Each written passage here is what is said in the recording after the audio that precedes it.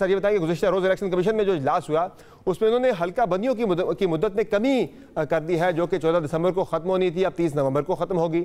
आज ये खबर भी आई है कि इलेक्शन कमीशन ने 28 जनवरी को इलेक्शन की तारीख दी है कि 28 जनवरी को या फरवरी के पहले हफ्ते में इंतखाबात हो सकते हैं। कैसे देख रहे हैं आप इस डेवलपमेंट को? क्या जो इलेक्शन के इल्तवा का जो खदशा था वो टलता हुआ नजर आ रहा है आपको, और इंतखाबात के बरोक्त इनेकाद के हवाले से कुछ उम्मीद रोशन हुई है? बहुत शुक्रिया। ये बड़ी खुशाइद बात है कि इलेक्शन कमीशन ने कोशिश की है कि अपनी डिलिमिटेशन का जो वक्त है उसको कम से कम कर दिया जाए। 2 हफ्ते कम करना, इससे शायद ज़्यादा मुमकिन भी ना होता।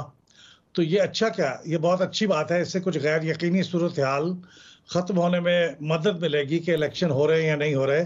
लेकिन अहम बात यही है जिस पे वो गौर कर रहे हैं कि वो इलेक्शन का शेड्यूल अगर जारी कर दें तो लोगों को मज़ीद यकीन आएगा और फिर इलेक्शन में हिस्सा लेने वाले लोग ज़रा सीरियसली उसके लिए प्लानिंग करना शुरू कर देंगे। लेकिन एक और भी इम्कान है, वो ये है कि चूँकि अभी सुप्रीम कोर्ट का फैसला आया है। लास्ट टाइम जब 90 दिन के अंदर इलेक्शन नहीं हुए थे तो उसको उन्होंने फाइनली रिव्यू पिटीशन में रिजेक्ट कर दिया है और फिर जोर दिया है कि 90 रोज़ के अंदर इलेक्शन कराना आईनी ज़रूरत है। तो हो सकता है कि आने वाले हफ्ते के दौरान सुप्रीम कोर्ट उसी बात को दोहराते हुए फिर इलेक्शन कमीशन को कहे कि आप 90 रोज़ में ही इलेक्शन कराएं, जिसका मतलब है कि नवंबर में इलेक्शन हो जाए। तो इस बात का इम्कान भी मौजूद है, लेकिन अगर वो ना भी हो तो बहरहाल ये जनवरी के आखिरी हफ्ते के अंदर इलेक्शन का होना ये भी इससे बेहतर है कि ये कहीं गैर मुय्यना मुद्दत के लिए पोस्टपोन हो जाए। सर मेरा भी अगला नुकता ये था कि सुप्रीम कोर्ट ऑफ पाकिस्तान की तरफ से अगर ये कहा जाता है कि 90 रोज़ के अंदर इंतखाबात को यकीनी बनाया जाए, तो जिस तरह से पंजाब और केपी के इंतखाबात के हवाले से हुआ था कि फैसला आ गया था लेकिन इंतखाबात नहीं हो सके थे, सुप्रीम कोर्ट अहकामात जारी कर भी देती है, तो आपको लग रहा है कि इलेक्शन कमीशन ऐसे किसी फैसले पर अमल दरामद करेगा? चूँकि उनके पास भी एक जायज़ है जो एक वो बहाना दे रहे हैं, हल्का बंदियों का जो एक रीज़न पेश कर रहे हैं, वो भी एक कानूनी ऑप्शन है, वो भी एक कानूनी रीज़न है। मुझे यकीन है कि इस दफ़ा इलेक्शन कमीशन सुप्रीम कोर्ट का कोई वाज़ेह फैसला होगा तो उसे बिल्कुल तस्लीम करेगा। देखिए, लास्ट टाइम ये जहन में रखिए कि स्टैगर्ड इलेक्शन हो रहे थे। 2 असम्बलियों के इलेक्शन थे, 3 असम्बलियों के नहीं थे। 2 सूबों में केयरटेकर गवर्नमेंट थी, मरकज़ में नहीं थी। उससे बहुत खराबियां पैदा हो सकती थी और इलेक्शन कमीशन का ख्याल ये था कि कॉन्स्टिट्यूशन के कुछ दूसरे आर्टिकल हैं जिनकी खिलाफ वर्जी हो रही है, इसलिए उन्होंने लिया। और फिर बजट भी नहीं था, तो बजट भी इस दफ़ा मसला ये है कि बजट मंजूर हो चुका है, किताबों के अंदर छपा हुआ है, सैंक्शन हो चुका है। सिक्योरिटी के लिए कोई इशू नहीं है, सिक्योरिटी फोर्सेस मदद देने के लिए तैयार हैं और फिर 5 असम्बलियों का इलेक्शन हो रहा है। तो कोई वजह नहीं है कि इलेक्शन कमीशन इसको इनकार कर सके। मेरे ख्याल में इलेक्शन कमीशन उसे एक्सेप्ट करेगी और उस पर अमल करेगी। सर इलेक्शन कमीशन की तरफ से, चीफ इलेक्शन कमिश्नर की तरफ से सदर से मुलाकात ना करने का जो एक ऑप्शन था, उसको उन्होंने कहा मैं मुलाकात नहीं करूंगा, लेकिन अभी भी सदर साहब का मामला जो है वो अहमियत का हामिल है। ये कहा जा रहा है कि सदर साहब अभी भी इलेक्शन की तारीख दे सकते हैं। इस हवाले से आप क्या समझते हैं कि सदर साहब इस मामले को मजीद पेचीदा बना सकते हैं, या फिर इलेक्शन कमीशन के मौक़िफ़ के बाद के इलेक्शन एक्ट में जो तरामीम के बाद आप तारीख नहीं दे सकते, ये मामला अब सेटल हो गया वंस एंड फॉर ऑल?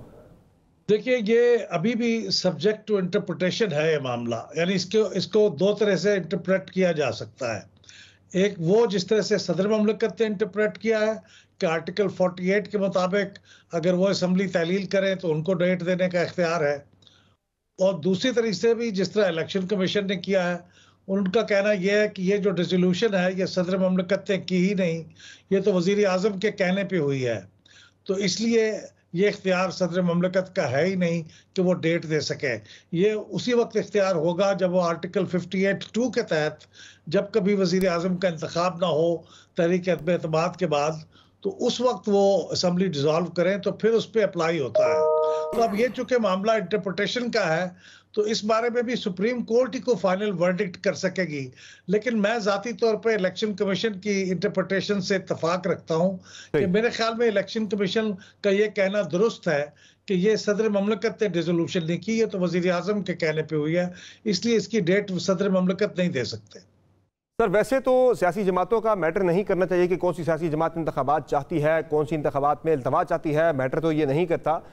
ये इलेक्शन कमीशन का इख्तियार है कि वो कब इंतखाबात की तारीख दे, और वो आइन के अंदर जो मुतलका आइन का आर्टिकल उसको देखते हुए ही, उसकी रोशनी में ही उन्होंने तारीख देनी होती है। लेकिन सर ये बता दें कि ये मैटर कर सकता है कि चूँकि बहुत सी पार्टियाँ इलेक्शन के लिए तैयार नहीं हैं, कुछ पार्टियाँ तैयार हैं, किसी को कबूलियत का मसला है, किसी को मकबूलियत का मसला है, ये मैटर कर सकता है पॉलिटिकल पार्टीज की तैयारी होनी या ना होनी? देखिए, कोई भी सियासी जमात शायद ही ऐसी होगी जो इलेक्शन के मौके पे ना चाहे कि वो इलेक्शन में जाए। वो चाहेगी कि इलेक्शन में जाया जाए, इरिस्पेक्टिव कि उसके नतायज कैसे भी हों, क्योंकि जिंदा रहने के लिए किसी सियासी जमात के लिए ज़रूरी है कि वो इलेक्शन में हिस्सा ले। माजी में एक दो दफ़ा जब सियासी जमातों ने बाइकआउट किया है तो उन सियासी जमातों को इंतहाई शदीद नुकसान हुआ है। पाकिस्तान पीपल्स पार्टी 1985 का इलेक्शन तो आपके सामने है, वो उसका बहुत नुकसान हुआ। बाद में मोहतरमा बेनज़ीर भुट्टो ने इसका एतराफ़ भी किया। तो इलेक्शन में तो सब हिस्सा लेंगे, लेकिन आइडियली स्पीकिंग जो आपका सवाल है उसके लिए मैं समझूंगा कि ये पाकिस्तान तहरीक इंसाफ को, उसके जो लीडर हैं जो इस वक्त मौजूद हैं, उन सबको बैठ के सोच विचार करनी चाहिए। और जो एक तनाव की वो फिजा पैदा हो गई है कि या तुम नहीं या मैं नहीं, यानी जो जनरल ज़ियाउल हक के ज़माने में एक फिजा पैदा हो गई थी कि एक कब्र है और दो शख्स हैं, किसी एक को जाना है, वो फिजा नहीं पैदा होनी चाहिए।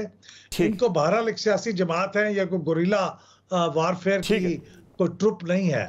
ठीक है, बहुत शुक्रिया अहमद बिलाल महबूब साहब, आपने प्रोग्राम में अपना कीमती वक्त नजर आप राय सुन रहे थे। अहमद बिलाल महबूब साहब की सरबराह फील्ड डायरेक्ट, इनका कहना है कि इंतखाबात के बर वक्त इनेकाद के हवाले से कुछ उम्मीद तो पैदा हुई है, ताहम देखते हैं कि इलेक्शन कमीशन वक्त इंतखाबात करवा सकता है या नहीं। ब्रेक लेंगे, ब्रेक से वापस आएंगे, बात करेंगे। पाकिस्तानी शाहीनों ने आज भारतीय सुरमाओं के टॉप ऑर्डर को तो दबोच लिया, लेकिन बीच में उनके मिडिल ऑर्डर ने बड़ा अच्छा परफॉर्म किया, एक अच्छा टोटल तो दे दिया है, लेकिन बारिश आड़े आ गई है। लेकिन अब देखते हैं कि डीएल मेथड के तहत पाकिस्तान को कितना टारगेट मिलता है, मैच में पाकिस्तान किस तरह से आगे बढ़ता है, ओवरऑल जो पाकिस्तान की स्ट्रेटजी रही मैच के अंदर उसको डिस्कस करेंगे। एक मुख्तसर ब्रेक के बाद हमारे साथ मौजूद होंगे सकलैन मुश्ताक साहब और मोहम्मद वसीम साहब, हमारे साथ रहेंगे।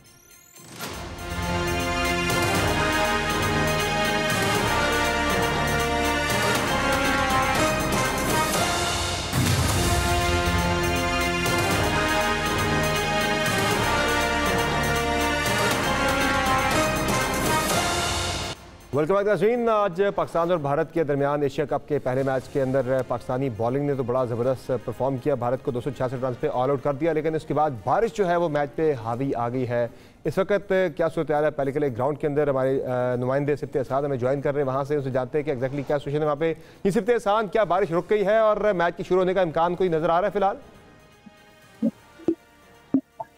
समर, बारिश फिलहाल 12 बरसना शुरू हो गई है। अब से कुछ देर कबल जो मनाजिर थे वो ये थे कि पिच को क्लियर कर दिया गया था, यहाँ पर आकर रोलर भी चलाया गया था पिच के ऊपर, और जो तमाम तर जो कवरिंग हुई भी थी उसको हटा दिया गया था। लेकिन एक मरतबा फिर यहाँ पर हल्की बारिश का सिलसिला शुरू हो गया। अगर मैं आपको बराह रास्त मनाजिर दिखा सकूँ, मेरे पीछे पूरा मैदान जो है उसको कवर किया जा रहा है। पहले सिर्फ पिच को कवर किया गया था, अब पूरे मैदान को यहाँ पर कवर कर दिया गया है। और जो शायकीन क्रिकेट है वो इंतहाई मायूस दिखाई दे रहे हैं, और उसकी बड़ी वजह यही है कि वो मैच का इंतजार कर रहे थे कि दूसरी इनिंग्स शुरू हो पाएगी तो वो आकर बड़ा एक्साइटमेंट का इजहार कर सकेंगे।